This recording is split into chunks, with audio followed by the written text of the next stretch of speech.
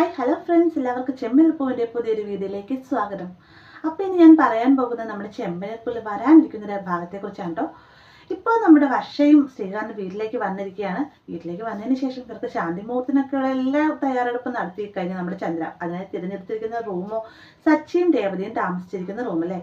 അപ്പോൾ ഇതിൻ്റെ പേരിൽ സച്ചി വന്നിട്ട് ഒരുപാട് ബഹളം വെക്കുന്നുണ്ട്.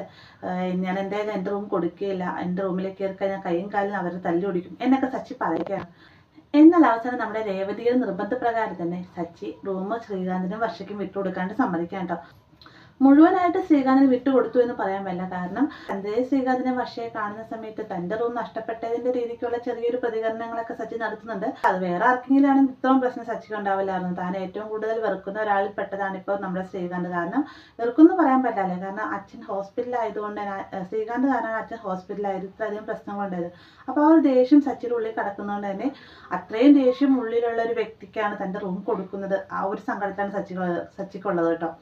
അപ്പോൾ അങ്ങനെ പോകുന്ന സമയത്ത് ഈ ഒരു പ്രശ്നം പരിഹാരം കണ്ടെത്തുന്നത് നമ്മുടെ രവിയാണ്. രവി ഒരു ദിവസം എല്ലാവരും വിളിച്ചു കൂട്ടുകയാണ്. ചന്ദ്രയോട് പറയുന്നുണ്ട് ഈ വീട്ടിലുള്ള എല്ലാവരും വിളിച്ചു കൂട്ടുക എന്ന് പറയുമ്പോഴത്തേക്കും വേഗം തന്നെ ശ്രുതിനെ വിളിക്കുന്നുണ്ട്.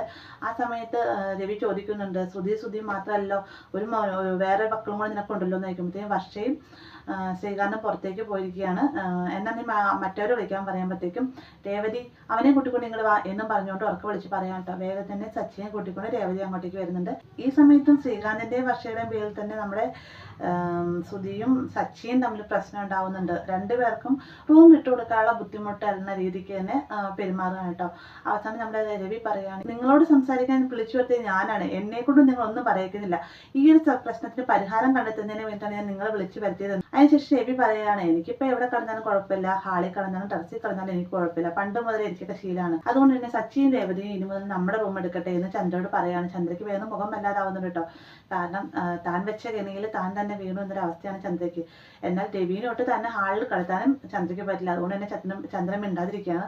രവി ഈ ഒരു കാര്യം പറയുന്ന സമയത്ത് സച്ചിനും രേവതി എന്തൊക്കെ ചെയ്താലും സമ്മതിക്കുന്നില്ല. കാരണം അച്ഛൻ ഇപ്പൊ സർജറി കഴിഞ്ഞ് വന്നതാണ്, അച്ഛൻ തണുപ്പായിട്ട് കഴിഞ്ഞാൽ ശരിയാവില്ല, ഹാളിൽ കിടക്കണ്ട എന്നൊക്കെ സച്ചിയും രേവതിയും മാറി മാറി പറയുന്നുണ്ട്.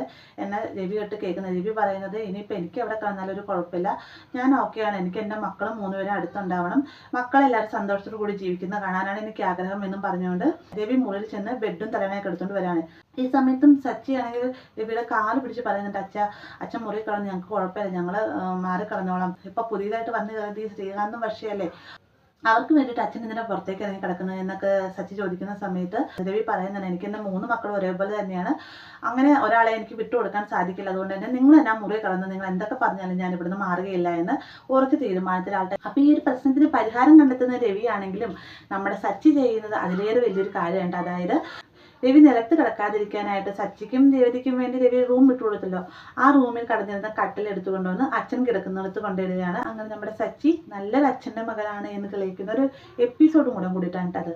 ഇങ്ങനൊരു ഭാഗം നമുക്ക് വരാനിരിക്കുന്നുണ്ട്. വീഡിയോ ഇഷ്ടമായെങ്കിൽ ലൈക്ക് ചെയ്യാനും കൂടെ ചാനൽ സബ്സ്ക്രൈബ് ചെയ്യാനും മറക്കരുത്.